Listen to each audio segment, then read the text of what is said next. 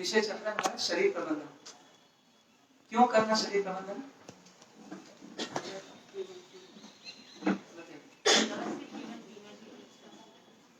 शरीर प्रबंधन का सबसे पहला उद्देश्य क्या है?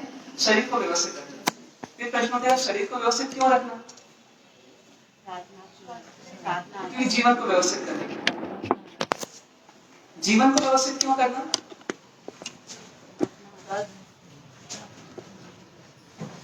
जीवन को व्यवस्थित क्यों करना?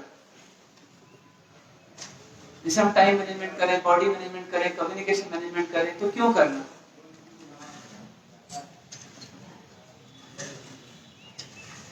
अच्छा एक और कहीं आपको जाना है बॉम्बे, ठीक है, और पहली बार जाने कहीं पर, तो आपके पास सबसे मुख्य चीज क्या होनी चाहिए? कितने बजे रवाना? टिकट होना और भाता भी होना और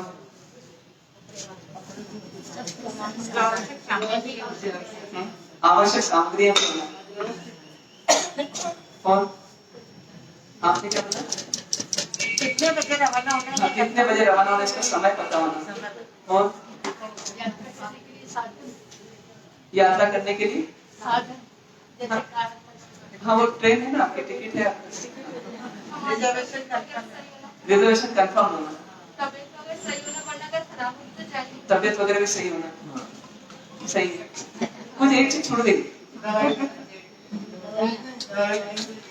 जल छूट गया। हाँ? जल छूट गया। पानी, हाँ पानी भी लेके जाना और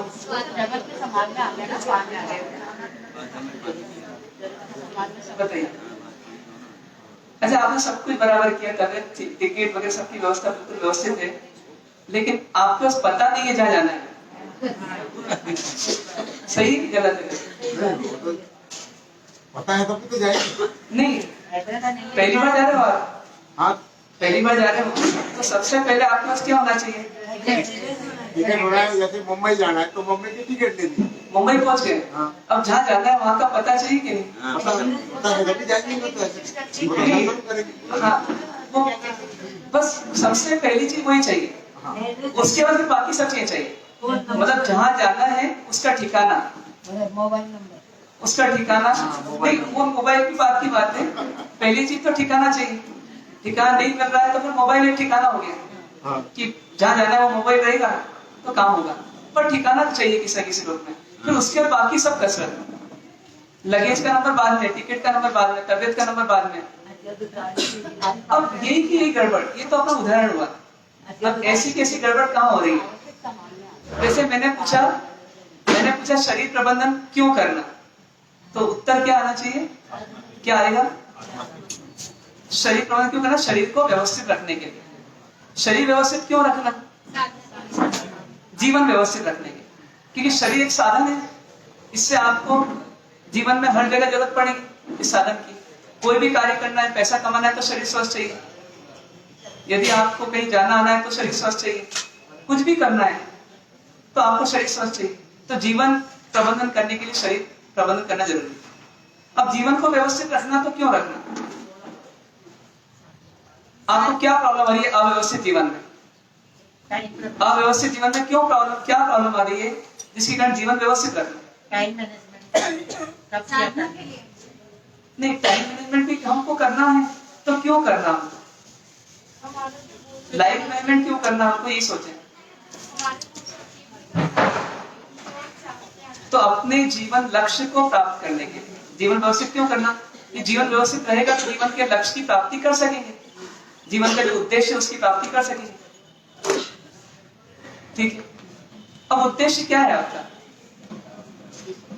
जीवन का उद्देश्य क्या है?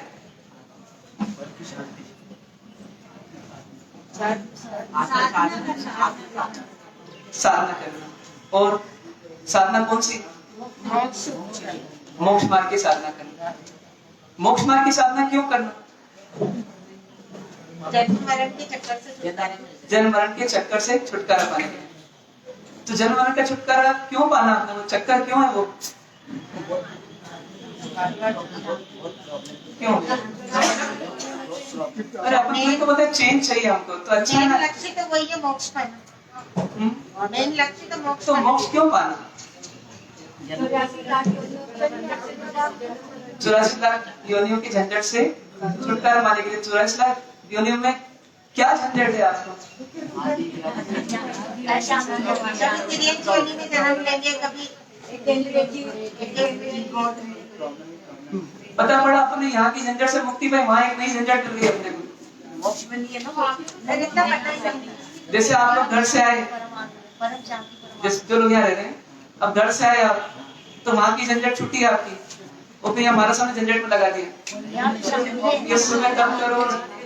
हमारे साथ वो जन्म में तो कुछ ध्यान ही नहीं रहता, मनुष्य जन्म पाया तो हम आगे का सोच सकते हैं। हाँ, सोच बाकी सकते तिर्यक हैं। योनि में तो यही नहीं पता। नहीं, सोचना बहुत अच्छी बात है, सोचना ही चाहिए अपने को, ये तो बहुत अच्छी बात है, मनुष्य गति में सोच सकते हैं, लेकिन सोचने का फल कोई निर्णय कब होगा कि जहाँ पहुंचना है वहाँ क्या है और क्यों है और हमें क्यों चाहिए, ये हमको क्लियर होना चाहिए। जैसे मान लीजिए सुबह सुबह कोई श्रावक जी दर्शन करने आए और उनकी भावना है मैं दर्शन कर लो चले जाऊं, और हमारा सामने उनको सुनाना शुरू कर दिया, बैठो मत श्रावक जी, ये मोक्ष ऐसा होता है, आत्मा ये होती है, सुनेंगे वो? क्यों? क्योंकि वो सोच के नहीं आए, वो तो जितना सोच के उतना उन्होंने कर लिया, दर्शन करना है और जाना है। तो जब तक हम पूरा सोचेंगे नहीं तब तक हमारा स्वाध्याय सफल होगा क्या? तो हमारा लक्ष्य हमको पहले क्लियर होना चाहिए। तो लक्ष्य शरीर को ठीक करना नहीं है, शरीर प्रबंधन में लक्ष्य क्या है वास्तव में? शरीर एक साधन है, शरीर एक साधन है, तो साधन का उपयोग साध्य तक पहुंचने के लिए होता है। साध्य मतलब क्या? साधन और साध्य, साध्य मतलब हमारा गोल, हमारा टारगेट, और साधन मतलब उस टारगेट तक पहुंचने का माध्यम। तो शरीर एक साधन है बस, मतलब माध्यम है। जैसे आपको घर से आना था तो आप किसके माध्यम से आए? गाड़ी के माध्यम से आए। तो उसी प्रकार शरीर एक साधन है, वास्तव में तो आप शरीर के माध्यम से आए। क्यों? क्योंकि शरीर नहीं तो गाड़ी चलेगी। गाड़ी किससे चलेगी? शरीर में। यदि हाथ नहीं होता तब आ पाते यहाँ पर, गाड़ी चला जाती, नहीं आ पाते। आंख नहीं होती तो नहीं आ पाते। तो कोई भी कार्य करने के लिए शरीर एक साधन के रूप में काम में आता है, ठीक है। लेकिन ये साधन को व्यवस्थित रखना बहुत अच्छी बात है, पर उसके पीछे लक्ष्य क्या होना चाहिए कि ये साधन के माध्यम से हम कहां तक पहुंच जाएं? साध्य तक पहुंच जाएं, हमारे गोल तक पहुंच जाएं, लक्ष्य तक। तो हमारा लक्ष्य क्या है? तो आप वहां तक तो पहुंच गए, मोक्ष है, पर मोक्ष क्यों? मोक्ष क्यों, संसार क्यों नहीं? तो उसका उत्तर है, आपको चिंतन बाद में करना है कि संसार मतलब दुख। संसार में जो जन्म है तो क्यों छोड़ना है? क्योंकि उससे दुख मिलता है। जरा से क्यों मुक्ति पाना? क्योंकि उससे दुख मिलता है। मृत्यु से क्यों मुक्ति पाना? क्योंकि उससे दुख मिलता है। 84 लाख योनियों से क्यों मुक्ति पाना? क्योंकि इसमें हम दुखी होते हैं। क्योंकि यहाँ पर क्या होता है कि पहले तो अज्ञान रहता है, फिर अज्ञान के कारण से हम गलत मान्यताएं बदलते हैं, गलत मान्यताओं से जो अपना नहीं उसके लिए जीते रहते हैं, और आखिरी में वो अपना नहीं है उसकी पोल खुल जाती है और वो चला जाता है, फिर हम दुखी होते रहते हैं। जैसे पति को पत्नी मिली, अब पति ने क्या माना कि ये मेरे लिए खाना बनाएगी, मेरे लिए करेगी, तो मेरे को सुखी सुख देगी, सुखी सुख देगी। और पत्नी की डेथ हो गई, वो पति डिप्रेशन में चला गया। तो पति का डिप्रेशन जाने के उदाहरण तो नहीं मिल जाएंगे। अब बाबूजी बोलते नहीं है, अब बाबूजी गुमसुम रहते हैं। जब से उनकी पत्नी की डेथ हुई तब से वो कुछ करते नहीं है, एकदम डर हो गए हैं। जो बोलो हाँ हूं कर लेते हैं, कुछ करते नहीं है। तो ये सब क्यों प्रॉब्लम आ रही? क्योंकि पतिदेव जो थे वो क्या हो गए? पत्नी पर डिपेंड हुए। पत्नी पर डिपेंड क्यों हुए? पत्नी पर डिपेंड क्यों हुए? तो अपन भी यही कर रहे हैं जो उन्होंने किया। पत्नी पर डिपेंड क्यों हुए? क्योंकि उन्होंने माना ये मेरी पत्नी है और ये मेरी पत्नी यहाँ तो ठीक है। उनकी मान्यता क्या थी कि हम दोनों साथ रहेंगे, साथ रहेंगे, और रहे भी साथ बहुत लंबे समय तक, 30 साल 40 साल तक रहे। लेकिन वो पोल तो खुली गई कि पत्नी अपनी थी नहीं वास्तव में, इसलिए वो चली गई।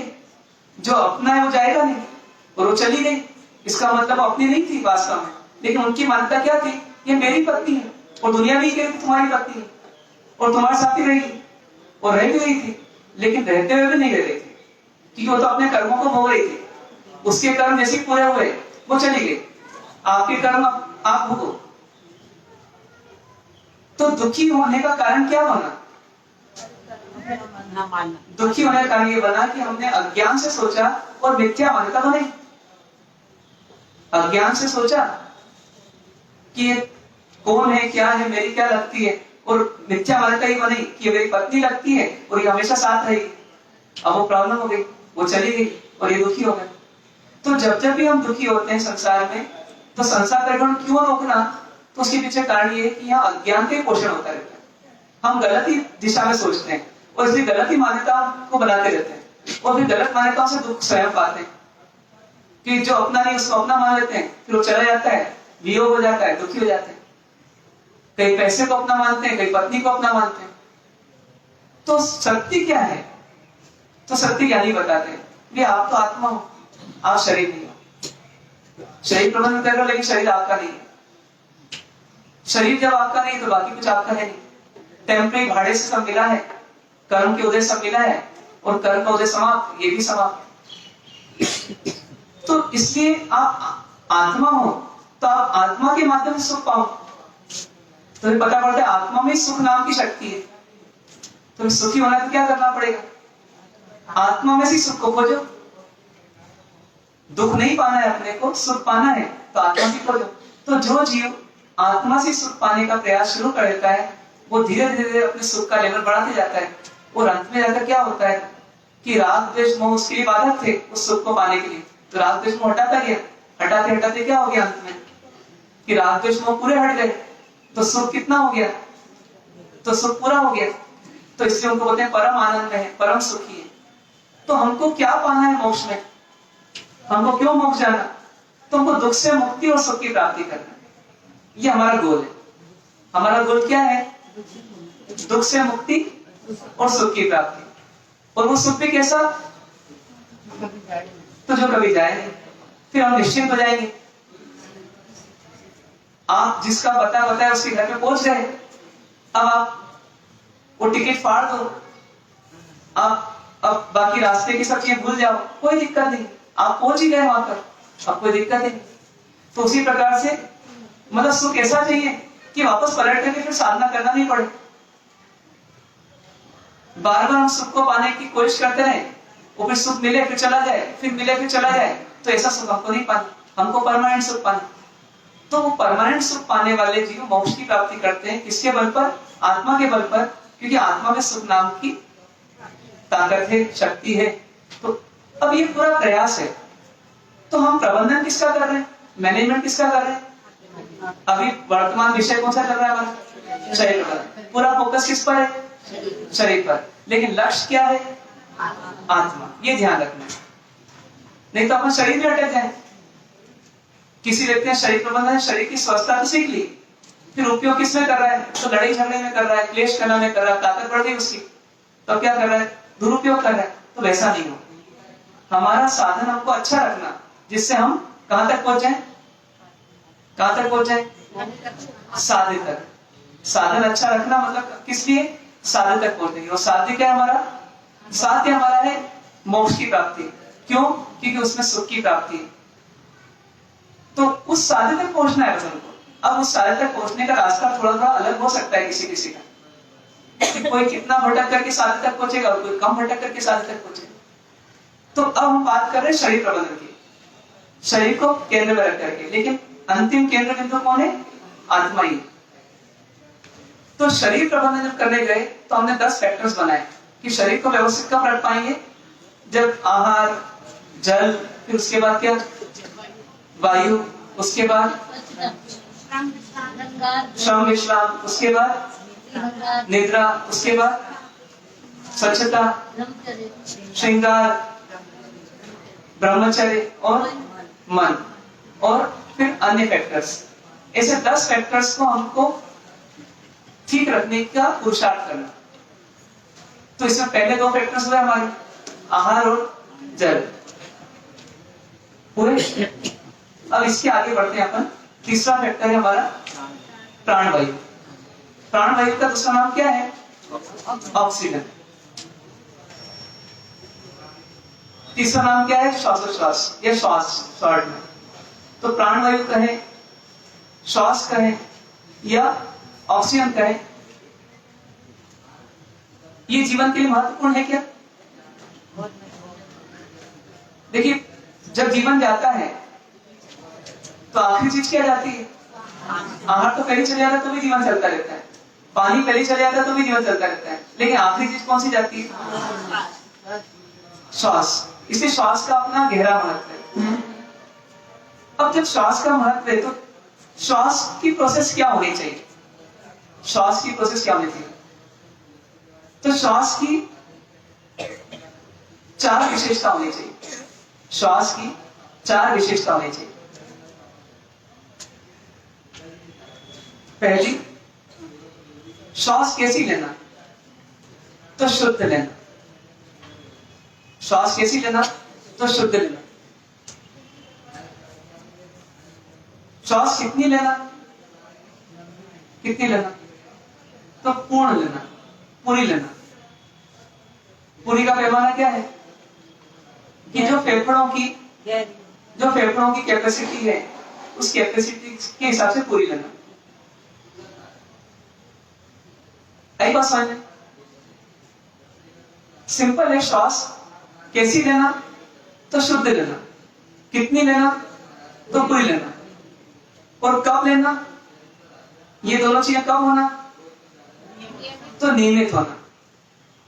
कब होना? तो नियमित होना। मतलब ऐसा नहीं कि सुबह सुबह प्राणायाम कर लिया दिन भर की छुट्टी, वास्तव में तो ऐसा नहीं। और कैसे लेना? तो सहज लेना।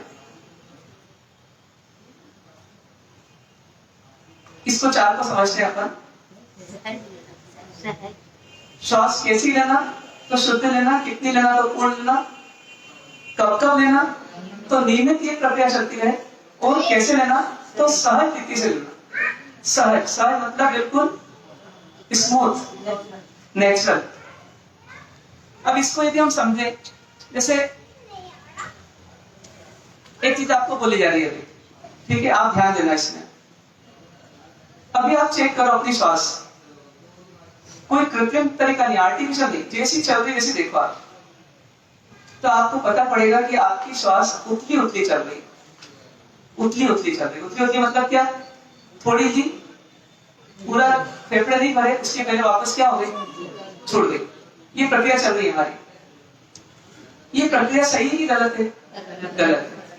ये प्रक्रिया गलत है। कहते हैं कि 7 लाख कोष्ठक रहते हैं फेफड़े में, 7,30,000 लगभग फेफड़े में कोष्ठक रहते हैं। कोष्ठक मतलब उसके कंपार्टमेंट। जैसे अपन यूं कहें, ट्रेन में सब यात्री बैठे, लेकिन उसको क्या करा? 20 कंपार्टमेंट में डिवाइड कर दिया, 20 डब्बों में डिवाइड कर दिया। 7,30,000 कोष्ठक रहते हैं। कोष्ठक मतलब कमरे हो गए वो, उसको कंपार्टमेंट बोलते हैं। ये कैसे हैं कि जब हम श्वास लेते हैं तो ये सब एक्टिव होते हैं। यदि पूरी श्वास लेंगे तो पूरे एक्टिव होंगे, कम श्वास लेंगे तो कम एक्टिव होंगे। अब जो बहुत लंबे समय तक एक्टिव नहीं होते हैं, वो धीरे धीरे क्या हो जाते हैं? वो निष्क्रिय हो जाते हैं, मतलब वो काम करने बंद कर देते हैं। जैसे मान लीजिए कि कोई व्यक्ति पैरों की एक्सरसाइज नहीं करता, तो पैर की प्रॉब्लम उसकी शुरू हो जाती है, और जो करता रहता है उसको कोई दिक्कत नहीं होती। जैसे एक शावक जी थे, वो 85 ईयर्स से भी रोज प्रतिक्रमण करते, और प्रतिक्रमण उठ बैठ नहीं करते।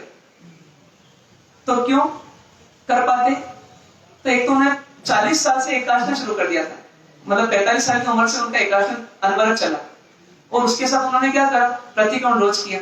अब प्रतिक्रमण करा तो उन्हें आत्म साधना के लिए, लेकिन साथ में बाय प्रोडक्ट के रूप में उनको क्या मिल गया? शरीर की स्वस्थता मिल गई, क्योंकि वो उठे बैठे जॉइंट्स की एक्सरसाइज अपने आप हो गई। तो जैसी हम कोई एक्सरसाइज नहीं करेंगे तो वो चीज डल होने लग जाएगी। तो यदि शरीर में फेफड़ों की एक्सरसाइज नहीं होती तो फेफड़े डल हो जाते हैं। तो कहते हैं अधिकांश लोगों के 1/3 फेफड़े तो काम, मतलब ये कोष्ठक काम में नहीं आते, मतलब 2/3 श्वास ले पाते हैं सामान्यतः। तो ये हमारी गलत प्रैक्टिस चलती रहती है। तो ये यहाँ बात आएगी, श्वास कितनी लेना? तो पूर्ण लेना। पूर्ण लेना मतलब क्या? फेफड़े पूरे भरे, और खाली हो, भरे भी पूरे और खाली भी पूरे हो। दोनों चीजें पूरी होगी तभी जाकर के फ्रेश श्वास हम ले पाएंगे। तो इतना ध्यान रख सकते हैं क्या होता है? इसके लिए हमारे को कोई ऐसा देखा जाए तो कोई बाहर की द्रव्य हिंसा नहीं करने की आवश्यकता, जो है नेचुरल प्रोसेस वो पूरी हो रही है। दूसरी बात, अब ये पूर्ण लेना है और शुद्ध लेना है। सेकंड क्वालिटी कैसी चाहिए? शुद्ध चाहिए। तो श्वास शुद्ध कैसे मिलेगी? श्वास शुद्ध कैसे मिलेगी? पर्यावरण से मिलेगी। तो पर्यावरण शुद्ध कब रहता है?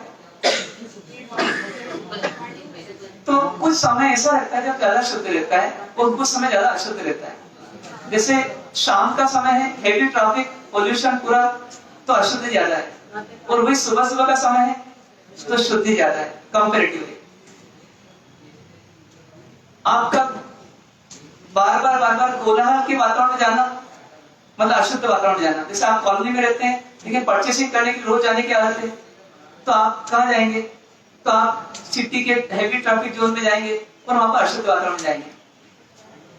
ऐसे कई प्रकार की चीजें हैं, कुछ हमारे हाथ में, कुछ हमारे हाथ में नहीं है। लेकिन आप जैसे अपनी गलत जीवन शैली कैसी कि अपने को बताइए सुबह सुबह कहाँ जाओ? मंदिर जाओ। कैसे जाओ? नंगे पैर जाओ, मतलब पैदल जाओ और नंगे पैर जाओ। एक मेथड बताइए। अपन ने इसको कट कर दिया अपनी लाइफ से। अब अपने हाथ में गाड़ी आ गई, गाड़ी में एसी आ गया। एसी के लिए शर्त है कि आपकी खिड़कियां सब बंद रहे। तो अब आप जाते भी हैं तो आप एक क्रिया तो पूरी कर रहे हैं, लेकिन दूसरी क्रिया को आपने नहीं माना तो उसका खामियाजा ये है कि आपको जब फ्रेश ऑक्सीजन अवेलेबल है उस समय आप बंद खिड़की में जा रहे हैं, हिंसा भी कर रहे हैं कार में, तेरुकाय वायुकाय आदि सभी की, और साथ में आप क्या कर रहे हैं? अपने शरीर की स्वस्थता से भी आप वंचित रह रहे हैं। तो इसलिए यहाँ थोड़ा सा हमको चेंज करना पड़ेगा बेटा, कि हम सुबह मंदिर जाएं तो पैदल जाएं। ऐसे जैसे व्यक्ति रात को लेट सो रहा है और सुबह लेट उठ रहा है, अब 12 बजे सोया 8 बजे उठा, या 1 बजे सोया 8 बजे उठा, 9 बजे उठा, सब तरह के रिकॉर्ड होल्डर हैं आज।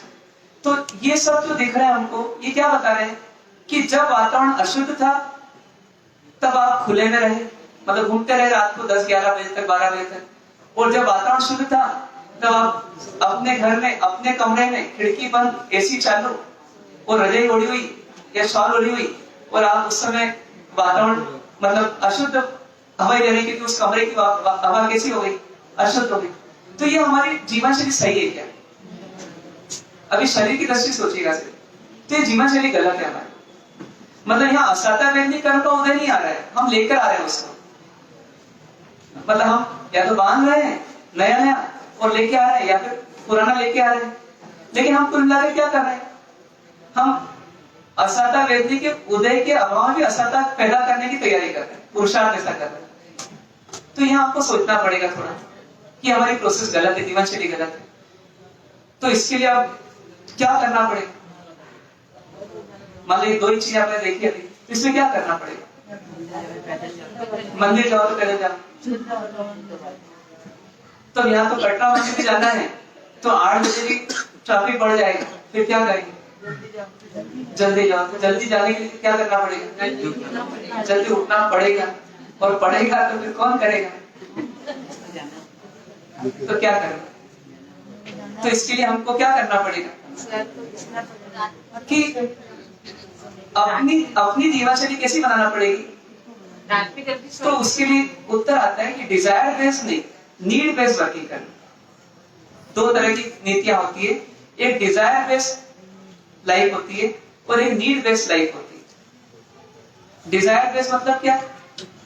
इच्छा आधारित जीवन, और नीड बेस्ड मतलब आवश्यकता आधारित जीवन। दोनों में बहुत ज्यादा गैप नहीं दिखता, क्योंकि एक ही समय में जब हमारी कोई इच्छा होती है तो हमारी कोई नीड भी होती है। तो हमको कभी लगता है कि हम हमेशा नीड बेस्ड ही कर रहे हैं काम, आवश्यकता आधारित ही कर रहे हैं। एक हो गया इच्छा आधारित जीवन, एक हो गया आवश्यकता आधारित जीवन। तो हमको गलतफहमी होती है कि मैं तो आवश्यकता से कर रहा हूं, लेकिन इच्छा से करते रहते हैं और मानते हैं आवश्यकता से कर रहे हैं। तो दोनों में अंतर है। तो जैसे हम यदि सुबह जल्दी उठना है तो किस आधार पे चलेंगे तो हम जल्दी उठेंगे? नहीं, नीड बेस्ड चलेंगे कि डिजायर बेस्ड चलेंगे? और दृढ़ निश्चय। हाँ, एक जीवन शैली बन जाए नीड बेस्ड जीवन जीने की, कहीं हट भी नहीं हो, हटाकर कहीं नहीं हो, बस नीड बेस्ड। आवश्यकता देख लो और कर लो। डॉक्टर के पास गए, आपके मन में पहले से कुछ फिक्र है, मेरे को वो दवाई सूट होती है, वो दवाई नहीं होती, मतलब ऐसा ऐसा बहुत सारी चीजें, मेरा देशी इलाज अच्छा है, मेरा ये अच्छा है, मैं नीम की थोड़ी दूंगा, ऐसा हो जाएगा फिर, तो आप डॉक्टर की सुन पाओगे क्या? तो डॉक्टर के पास जाना तो कैसे मन से जाना कि अपनी इच्छाओं को छोड़ के जाओ। दवाई कड़वी भी आ सकती है, इंजेक्शन भी आ सकता है, सिरप भी आ सकता है, दिन में 3 बार लेना पड़ सकता है, 2 बार लेना पड़ सकता है। ये त्याग, ये छोड़ने का बोल सकता है डॉक्टर कि ये नहीं खाना आपको जो आपको बिल्कुल पसंदीदा है, तो आपकी पूरी तैयारी रहती है। फिर आप सिर्फ एक ही चीज सोचते हो कि मेरे को ठीक होना है, मुझे ठीक होना है। अब ठीक होना है तो क्या करना है? जैसा डॉक्टर साहब बोले वैसा करना है। इतनी आपकी सोच रहेगी तो आप कौन सी शैली में आ गए? नीड बेस्ड आ गए। और नहीं तो आप डिजायर बेस्ड चल रहे हैं। होटल में जा रहा है व्यक्ति तो कैसे जा रहा है? डिजायर बेस्ड जा रहा है, मुझे ऐसे ही चाहिए, मुझे यही होना। तो ये हमको नीड बेस्ड वर्किंग की आदत डालना पड़ेगी। अभी है आदत, अभी है आदत, अभी नहीं है, ऐसा मानना है अपने, अभी नहीं है अपने, अभी नहीं है, अभी डिजायर बेस्ड है।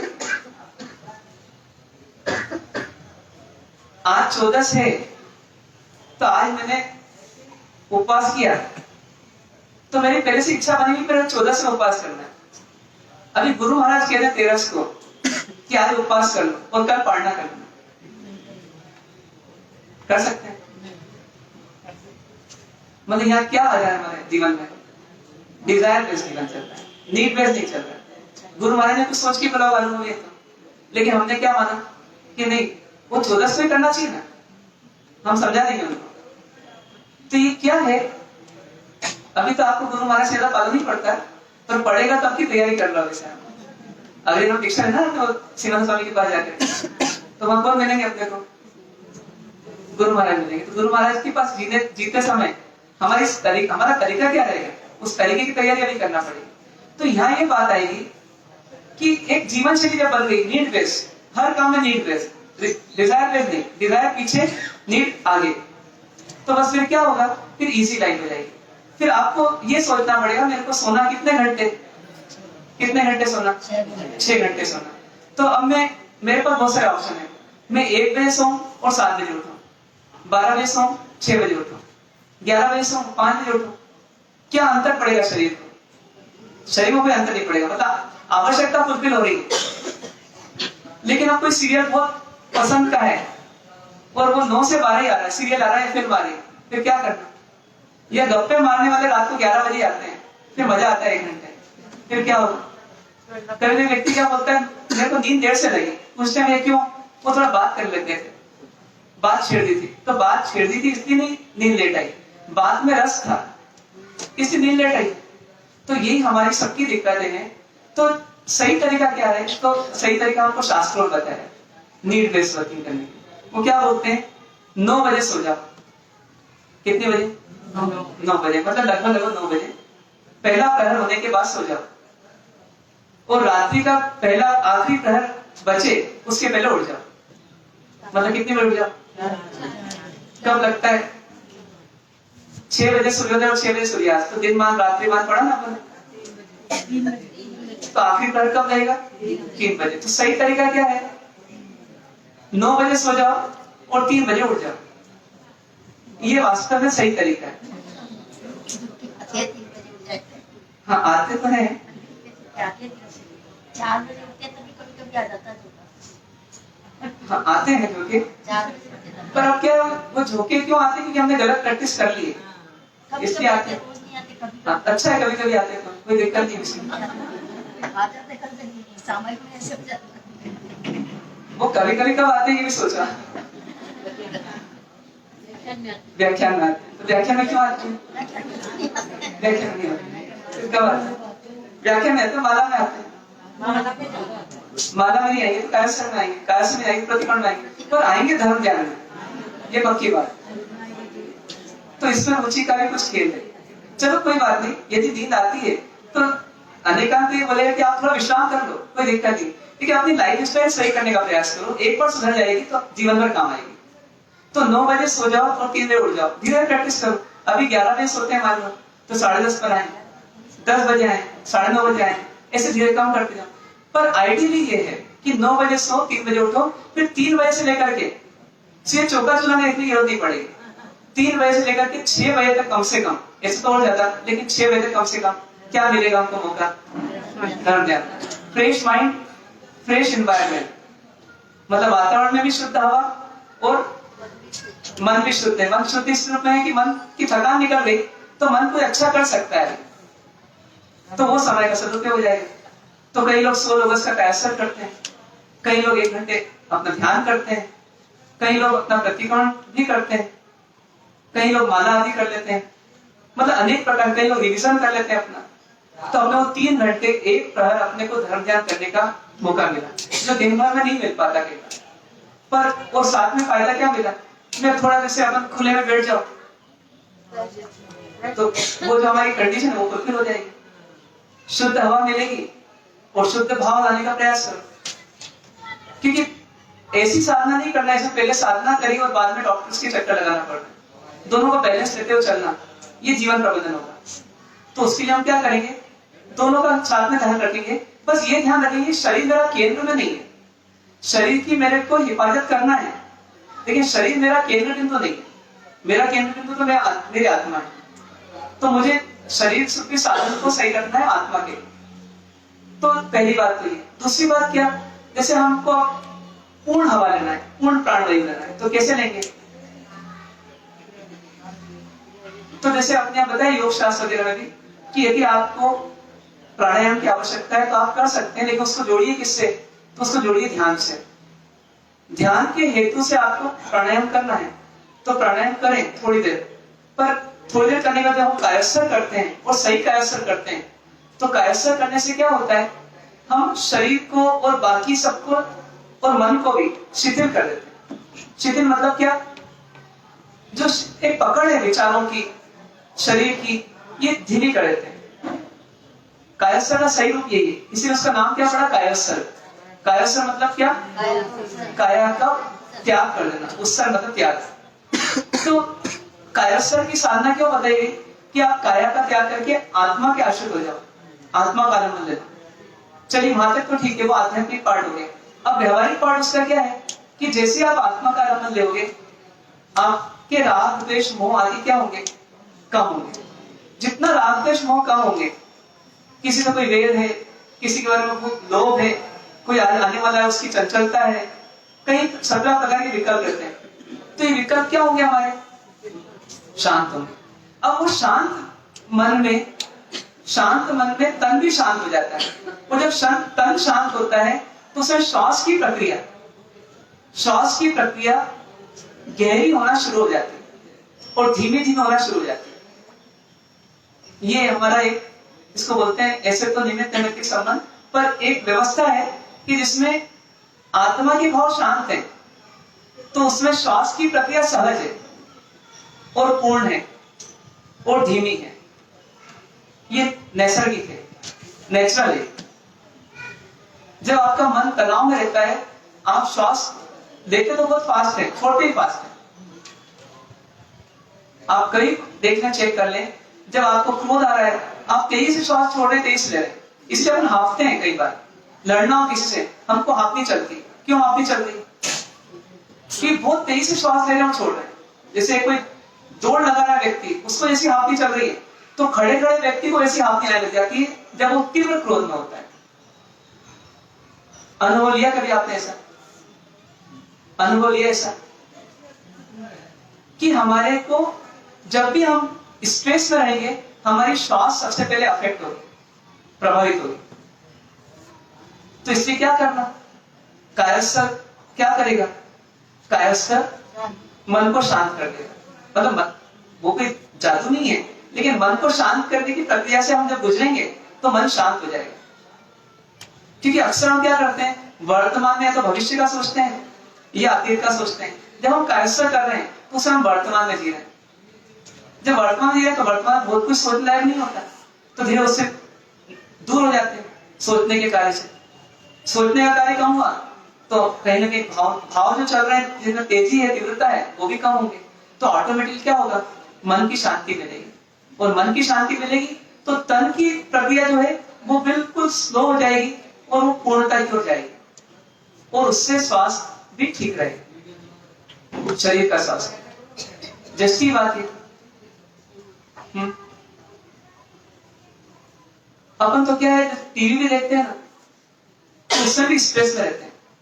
आप बोलते हैं कि टीवी हम एंजॉयमेंट के लिए देख रहे हैं, लेकिन टीवी भी स्ट्रेस में क्यों? क्योंकि टीवी देखते देखते अब क्या होगा, अब क्या होगा, अब क्या होगा, तो यही चल रहा है, जबकि आपको कोई लेना देना नहीं। वो जो होगा वो तो उसमें पहले से ही फीड है,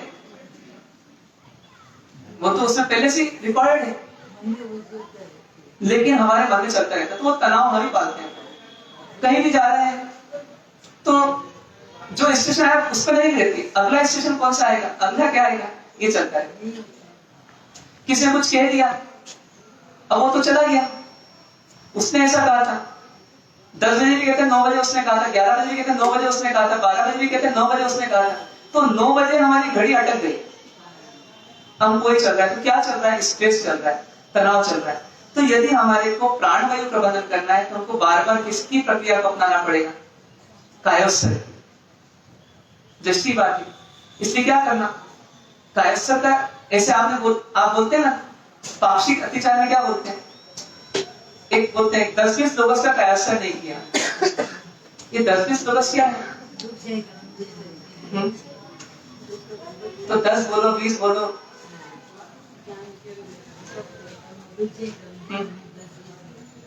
एक्चुअली क्या है कि हम दिन भर पाप करते रहते हैं, करते हैं पाप, कपड़े धोए तो पाप, बर्तन मांजे तो पाप, चौका संभाला तो पाप, पाप पाप पाप चलता रहता है। तो ये पाप जो चलता है, इसके एवज में कायोत्सर्ग क्या है, प्रायश्चित है। अब हम बोलते हैं कस्तुरी करना, क्या बोलते हैं, प्रायश्चित करना, और आगे क्या बोलते हैं, कामिक अवसर, मतलब प्रायश्चित करने के लिए मैं क्या कर रहा हूँ, प्रायश्चित। जितने पाप करते हैं उन पापों को छोड़ने के लिए प्रायश्चित है, और प्रायश्चित करने का एक तरीका कायोत्सर्ग भी है कि आप क्या करो, जिस शरीर के राग से आपने पाप किया तो शरीर का राग छोड़ो, तो शरीर का राग छोड़ने के लिए कायोत्सर्ग हो गया कि अब इसे मच्छर भी काट रहा है तो कोई बात नहीं, मेरा नहीं है। तो जब कायोत्सर्ग करने का बताई है अपने, तो अपन एक प्रक्रिया अपना सकते हैं। उस कायोत्सर्ग 2 लाभ हो रहे हैं हमको, एक तो हमारा मन शांत हो रहा है, और एक हमारा तन जो हो रहा है वो भी क्या हो रहा है, स्वस्थ रह रहा है। तो हम क्या एक प्रक्रिया अपना सकते हैं क्या, कैसी प्रक्रिया, कि हमने एक काम किया, एक काम पूरा किया, हमने घंटे भर का काम है, 1.5 घंटे का काम है, 2 घंटे का काम है, 3 घंटे का काम है, मतलब लंबा काम जो होता है, ऐसे मान लो कपड़े धोए या बर्तन मांजे या भोजन बनाया, हम उस काम को छोड़ करके अगले काम में जब जाएं तो बीच में क्या कर लें, बीच में क्या कर लें, कायोत्सर्ग कर लें, कर सकते हैं, करना चाहिए।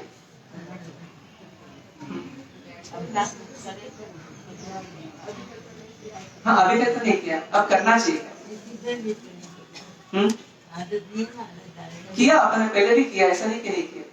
परीक्षा देने जब गए पेपर हॉल में, एग्जामिनेशन हॉल में, फिर क्या किया वहां पर,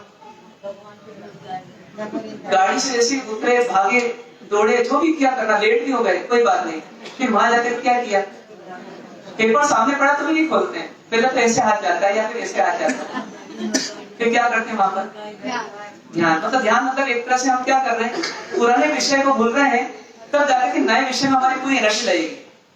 तो इसी का नाम तो कायोत्सर्ग है कि पुराने को डिलीट कर दो कुछ समय के लिए, और नए में भी लगो मत, लगना बाद में, लेकिन अभी कुछ समय के लिए अपनी एनर्जी को, मतलब अपने आप को रिचार्ज करना, अपनी एनर्जी को सेव करना, होना चाहिए। कैसा करती है ना कि नहीं करती, आपको बताया थोड़ी देर पहले कि जब साधु गोची लेकर आते हैं तो फिर क्या करते हैं, सबसे पहले आने के बाद आप ही पोषक करके आते हो। मान लो मंदिर दर्शन करने गए, सिटी के मंदिर गए, अब वापस यहाँ आ रहे हैं तो क्या करेंगे आप, एरिया में क्या करेंगे आप, एरिया वन का सबसे मुख्य सूत्र ही क्या है कि मैं ये घोषणा करता हूँ कि मैं ठानी कह सकता हूँ, मतलब मैं कायोत्सर्ग में स्थित होता हूँ। हाँ आलोचना प्रायश्चित, तो उसमें हम कायोत्सर्ग, तो क्या करते हैं अपन, 4 होकर कायोत्सर्ग करते हैं, मतलब क्या 25 श्वास का कायसर करते हैं। 25 श्वास जितना हम समय किसे बिताएंगे? कायसर। एक नौका मतलब लगभग 6 श्वास। एक लोगस मतलब एक लोगस से 4 नौका कहें तो 25 श्वास करें। तो 25 श्वास जितने काल में हम क्या करते हैं, अपने आप को बिल्कुल स्थिर कर लेते हैं, शांत। अब कोई विकल्प नहीं, कर लिए विकल्प जो करना थे। कभी कभी आप बोलते नहीं है, हमें चैन की सांस तो लेने दे, हो गया नहीं काम, अब दूसरा काम करेंगे, 5 मिनट रुक जाते तो गुस्से से बोलते होगे।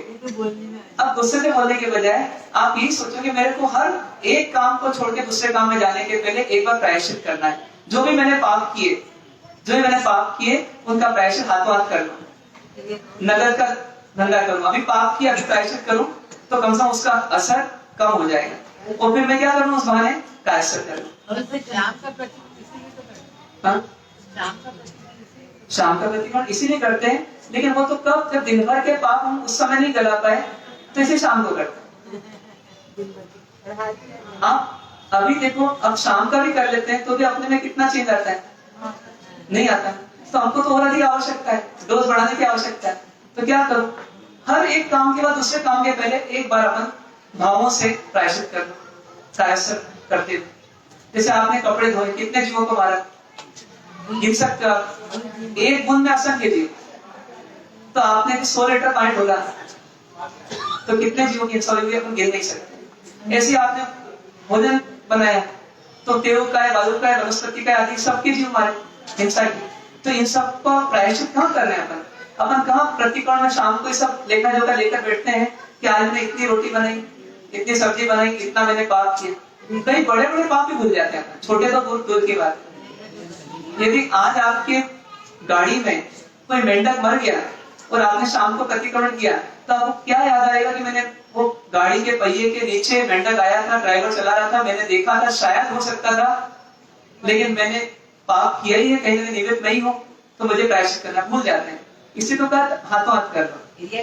चंड कौशिक ने पूर्व में ही तो गलती की था, पहले शिष्य ने कहा हाथों हाथ कर लो तो हाथों हाथ नहीं किया, शाम को भी नहीं किया, रात को भी नहीं किया, तो फिर हो गया पाप पक्का। एरिया के माध्यम से 4 प्रकार का कायसर कर लीजिए और परमात्मा को याद कर लीजिए लोगस के माध्यम से। तो परमात्मा को याद करेंगे तो ही मन शांत होगा, कायसर करेंगे 4 प्रकार का तो ही मन शांत होगा। और जब आप अपने पाप देख रहे हो तो ही मन शांत हो रहा है। अब कोई बोले पाप देख रहे हो तो मन शांत कैसे हो रहा है? तो पाप देखते हुए पाप की पकड़ ढीली हो रही है, पाप का राग कम हो रहा है, तो इससे राग कम हो रहा है तो स्ट्रेस कम हो रहा है। प्रायश्चित के आंसू बह रहे हैं लेकिन स्ट्रेस कम हो रहा है। ये आश्चर्य। अति मुक्तक जी थोड़े ही समय में परम आनंद को प्राप्त हो गए, जबकि थोड़ी देर पहले तो आंसू बह रहे थे। तो आंसू भी क्या बता रहे थे, इनका तो स्ट्रेस लेवल कम ही हो रहा है। उनके आंसू भी धर्म ध्यान थे, आर्ट ध्यान नहीं था वास्तव में। तो इसलिए हमको क्या करना, हमको प्रायश्चित स्वरूप 4 नौकर कैसे एरिया के माध्यम से कर लेना। अब अपने घर में कहीं आलिया है, वहां जाके कर लो तो बेस्ट है। हाँ, एक लोगस का कैसे, हाँ प्रकट लोगस बोलना। जो एरिया की प्रक्रिया पूरी, एरिया में कसूत्री अनक 4 नौकर और फिर प्रकट लोगस। नौकर की जगह लोगस भी बोल सकते हैं,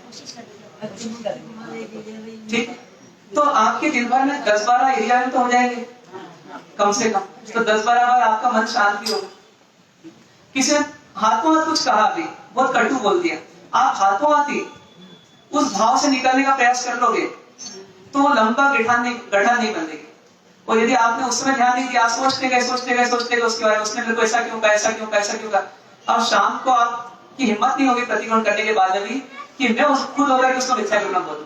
तब तक तो आपका मन सैकड़ों बार, हजारों बार ये सोच चुका है कि मैं ही सही थी वही गलत थी, मैं ही सही थी वही गलत थी। तो आप आखिरी में प्रतिक्रमण में कैसे मानोगे कि मैं गलत थी और वो सही थी? इसलिए क्या है, हाथों हाथ मैं जितना क्रोध मैंने किया वो मेरी गलती थी, मैं उसके विषय में करूं, काम खत्म। तो इस तरह से हम चल सकते हैं। हाथों हाथ माफी मांगा। आगे बढ़े अपन। अब सामयिक क्या है? सामयिक क्या है? समता की साधना। समता मतलब क्या? विषमता से हटना। विषमता मतलब क्या? राग और द्वेष विषमता है और इनका विरोधी समता है। तो देखा जाए तो राग द्वेष से हटना ही सामयिक है। और सामायिक में शांति है, समता में शांति है। तो जितना हम शांत होंगे उतना हमारा प्राणवायु प्रबंधन होगा कि नहीं होगा? होगा। तो ऑटोमेटिकली हमारे को धर्म आराधना भी हो जाएगी और साथ में हमारा मन शांत रहेगा, हमारा श्वास की प्रक्रिया सही चलेगी। तो इसलिए क्या करना, जब फ्री टाइम मिले, 1 घंटे का समय मिला, क्या करना, सामयिक ले लो, सामयिक कर लो। ये मत सोचो, गिनती मत गिनो कि 1 हो गई, 2 हो गई, 3 हो गई। किसी की सहूलियत ज्यादा है तो ज्यादा कर ले, जितना सामयिक करेंगे उतना जीवन सफल है। बाकी तो संसार में भटकाने वाले।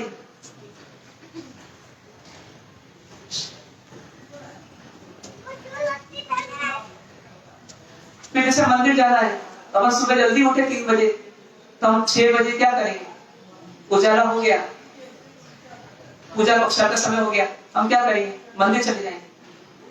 तो मंदिर चलेंगे तो हमको ऑटोमेटिक पैदल जाएंगे, कार छोड़ के जाएंगे, तो स्वस्थ भी रहेंगे और नियम का पालन भी करेंगे और हिंसा भी कम होगी, द्रव्य हिंसा भी।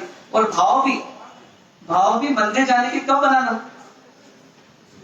तो मंदिर जाने का भाव कब बनाना, मंदिर जाते हुए बनाना। मंदिर जाते हुए परमात्मा को नमन करते जाए, अपने भावों को अच्छा करते जाए, तभी तो निश्चय कर पाएंगे वहां जाकर के फाइनल निश्चय, नहीं तो कर ही नहीं पाएंगे। तो इसलिए मंदिर कब जाना, सुबह सुबह जाना, ऐसा नहीं 11 बजे जा रहे, 12 बजे जा रहे, सुबह सुबह चलेगा। फिर एक और चीज आती है कि आहार प्रबंधन सही करेंगे तो प्राणवायु प्रबंधन भी सही होगा, एक मददगार होगा। कैसे कि जब आहार ठूस ठूस के कर लेते हैं तो फिर हमारे पास क्या होता है, श्वास लेने की कैपेसिटी खत्म हो जाती है, श्वास पूरी नहीं लगती। और जबकि भोजन को पचाने के लिए क्या चाहिए, भोजन को पचाने के लिए क्या चाहिए, तो श्वास चाहिए। ये श्वास क्या करती है, ऑक्सीजन क्या करता है, ये अग्नि पैदा करता है और वो अग्नि से क्या होता है, वो पचता है खाना।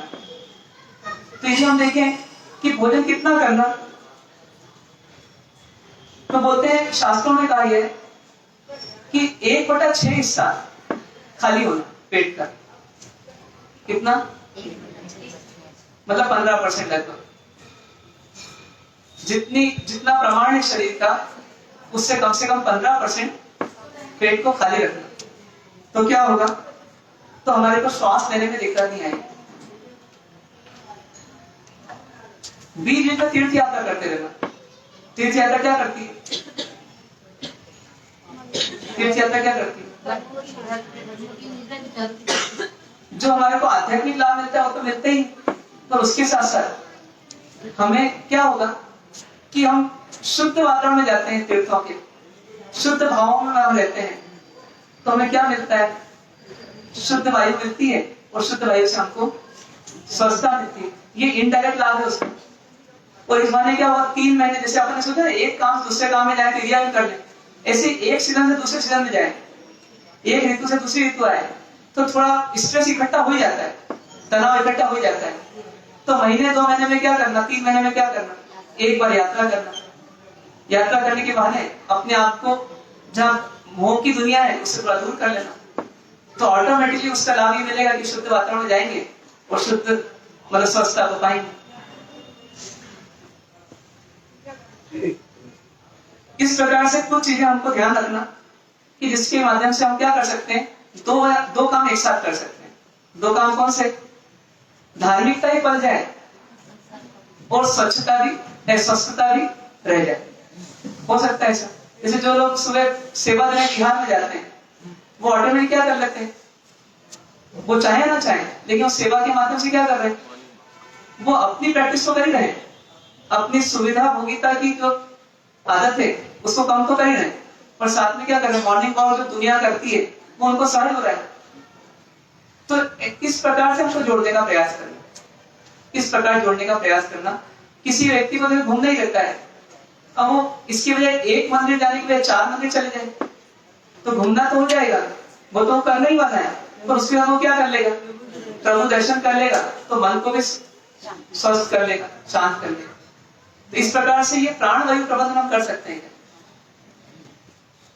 ये कुछ मेथड आपको बताइए, पर आपका टारगेट क्या रहेगा, 4 टारगेट्स रहेंगे, वो ध्यान रखना है। कौन कौन से, जो आपने लिख लिए पहले, कौन से, हाँ, श्वास आपकी शुद्ध होना चाहिए, फिर श्वास आपकी पूर्ण होना चाहिए, और ये दोनों काम पूर्णता और शुद्धता आपकी नियमितता होनी चाहिए, और नियमितता में भी क्या होनी चाहिए, सहजता होनी चाहिए। मतलब स्ट्रेस भी जितना रहेंगे और आप कायरसर करते रहेंगे, आप श्वास पूरी ले रहे हैं पूरी छोड़ रहे हैं, तो धीरे आपकी वो प्रैक्टिस हो जाएगी, वो शायद जीवनशैली मिल जाएगी। तो ये स्वस्थता के लिए सबसे बड़ा फैक्टर भी एक अपेक्षा से है। जितना आहार का इंपॉर्टेंस नहीं है एक अपेक्षा देखें तो इसका महत्व ज्यादा है, इसका प्राणवायु। इसी प्रकार से एक अगला फैक्टर अपन देखें, श्रम विश्राम। श्रम विश्राम संतुलन, मतलब शरीर कब स्वस्थ रहेगा, तो जब श्रम भी हो और विश्राम भी हो, उचित श्रम हो और उचित विश्राम हो। और शरीर स्वस्थ रहेगा तो आत्म साधना आपको करने में सहयोग मिलेगा। अभी श्रम विश्राम दोनों जरूरत है कि एक जरूरत है? कुछ लोग बोलते हैं श्रम ही श्रम करो, कुछ लोग बोलते हैं विश्राम विश्राम करो, दोनों का बैलेंस। तो क्या करना पड़ेगा उसके? तो हमको श्रम यदि नहीं करते, श्रम करने की आदत डालना होगी। यदि हम अति श्रम करते हैं तो विश्राम की आदत डालना होगी। और मन को स्वस्थ रखना है, मतलब श्रम विश्राम एक फैक्टर है, पर उससे मन जो बिगड़ता है वो सबसे बड़ा फैक्टर रहता है अस्वस्थता। मतलब स्ट्रेस आ जाती है श्रम करते करते, तो गलत। तो यहाँ पर यदि हम श्रम बढ़ाना चाहते हैं, अभी श्रम कम करते हैं ज्यादा करते हैं? श्रम भी दो प्रकार का, एक मानसिक श्रम और एक शारीरिक श्रम। तो स्वस्थता का संबंध कौन से श्रम से ज्यादा है? शारीरिक श्रम से, ये आप जानते हैं। अब हम देखें, शारीरिक श्रम हमारे को बढ़ाने की आवश्यकता है कि घटाने की आवश्यकता है? बताइए, बढ़ाने की आवश्यकता है, घटाने की आवश्यकता है? अभी हमारी जीवन शैली है, बढ़ाने की आवश्यकता है। तो शारीरिक श्रम बढ़ाने में कौन रोक रहा है हमको? मन रोक रहा है। मन कहाँ कहाँ रोकता है हमको? जब शारीरिक श्रम कर सकते हैं फिर भी नहीं करने देता है।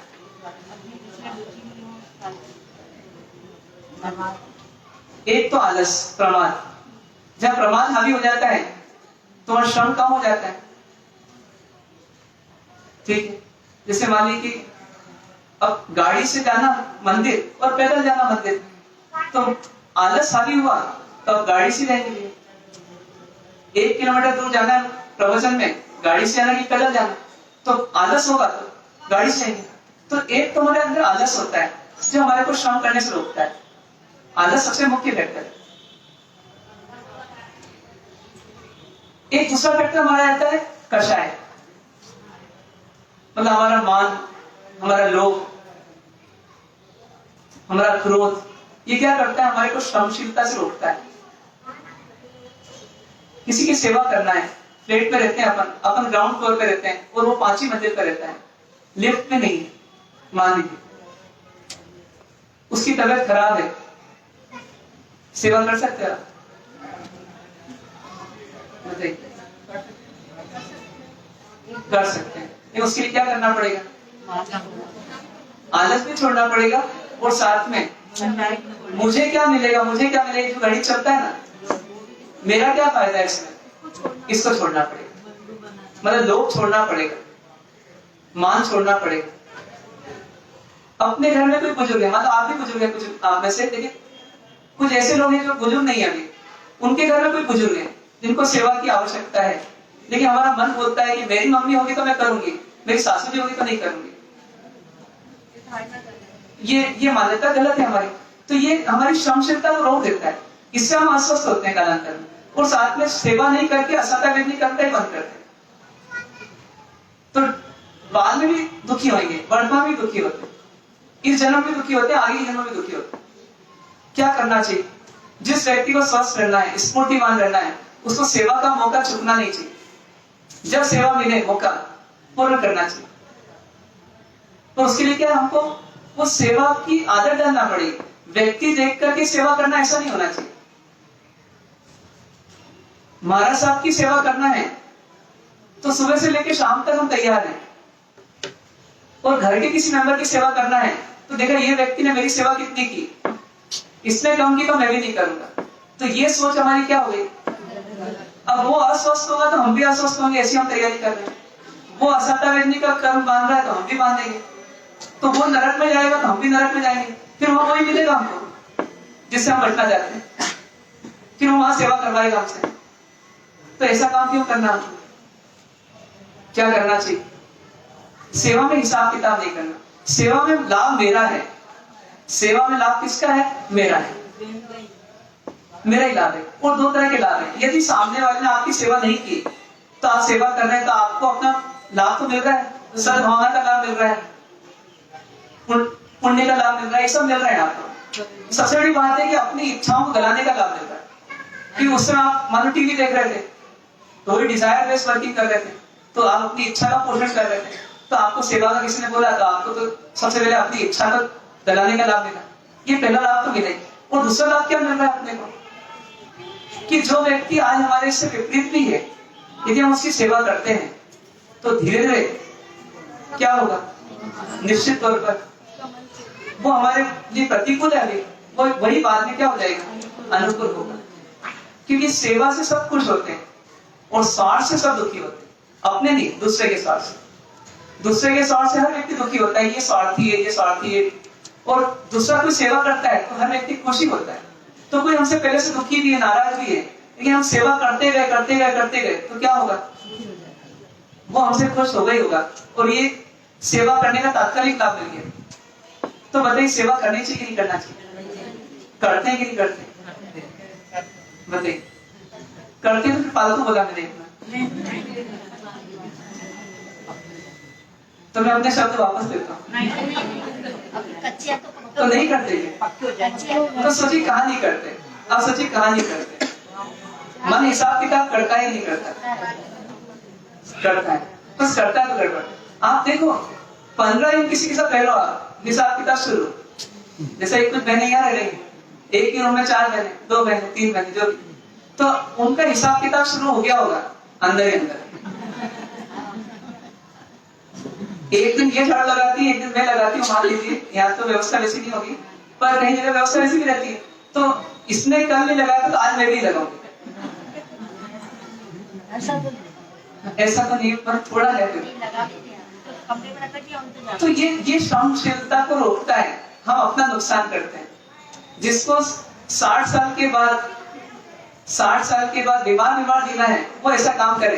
जिसको 60 साल के बाद वास्तव में स्वस्थ जीना है उसको क्या करना पड़ेगा? अभी से श्रमशील रहना पड़ेगा। और श्रमशील में कोई मौका नहीं देखना या कोई शर्त नहीं देखना कि इसने मेरी की कि नहीं, और वो मेरी करता है कि नहीं करता, और मैं करूंगा तो इसके बाद में भविष्य में मेरे को भी लाभ होगा कि नहीं होगा, मेरी इमेज अच्छी बनेगी कि नहीं बनेगी, मेरे को मेरी लोग प्रशंसा करेंगे कि नहीं करेंगे। ये सब गणित नहीं लगाते हुए मेरी इच्छा हो रही ना, मेरे अंदर एक शुभ भाव आया है ना, मैं कर दूं। अब मैं उसको अशुभ भाव से रोकूं नहीं।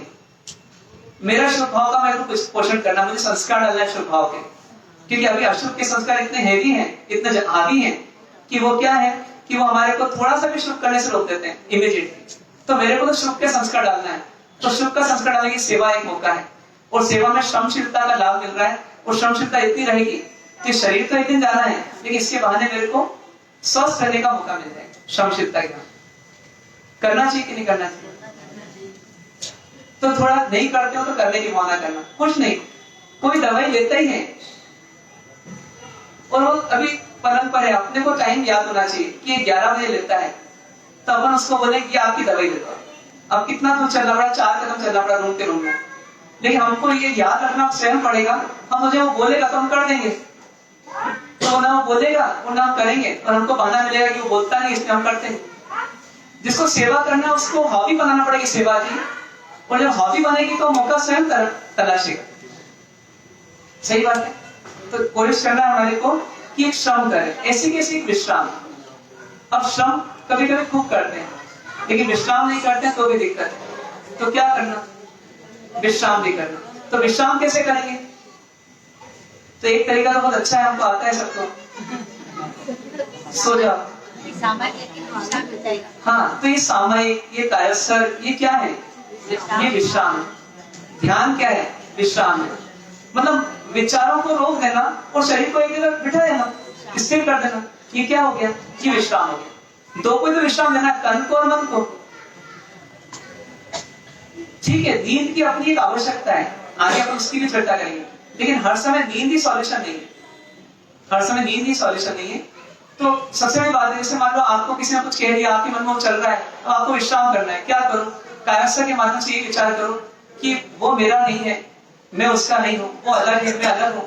तो उसके शब्द जो भी है उसका मुझ पर कोई प्रभाव नहीं है, उसके कर्म उसके साथ, मेरा कर्म मेरे साथ, मुझे उससे प्रभावित नहीं होना। मैं शांत रहूं, शांत रहूं, शांत रहूं, आपको शांति मिलेगी और ऑटोमेटिकली आपका विश्राम हो जाएगा। तो इस प्रकार से ये दो बिंदुओं पर हमने चर्चा की। कौन कौन से? एक तो श्रम विश्राम संतुलन और दूसरा प्राणवायु। और सबसे बड़ी बात अपन ने पहले की, क्या बात की अपन ने? आहार और जल तो किया, लेकिन आज जो पहले बात की, क्या बात की? शरीर प्रबंधन क्यों करना? शरीर के साधन को व्यवस्थित करने के लिए। साथी क्या है हमारा? साथी क्या है हमारा? आत्म शांति, सुख शांति आनंद की प्राप्ति। वो कहाँ मिलेगी? आत्मा में। आत्मा की निर्मलता इतनी बढ़ेगी, उतने उतने सुख शांति आनंद बढ़ेंगे। और पूर्ण निर्मलता का नाम क्या है? मोक्ष। इसलिए मोक्ष हमारा लक्ष्य है, मोक्ष हमारा साथी। तो कुल मिलाकर के एक तरह से संसार के मार्ग से हट करके आत्म मार्ग में जाना, आत्म कल्याण के मार्ग में जाना, ये अपना मुख्य लक्ष्य है। क्योंकि सुख शांति आनंद उससे ही मिलेगा, शाश्वत सुख, शाश्वत शांति, शाश्वत आनंद। लेकिन उसके लिए शरीर एक साधन है, इसलिए उसको स्वस्थ रखना है। उसके लिए हमारे पास शरीर प्रबंधन एक विषय है। ठीक है, Om Shanti. Kami kamasan mo banding yung jogging dyan, sige,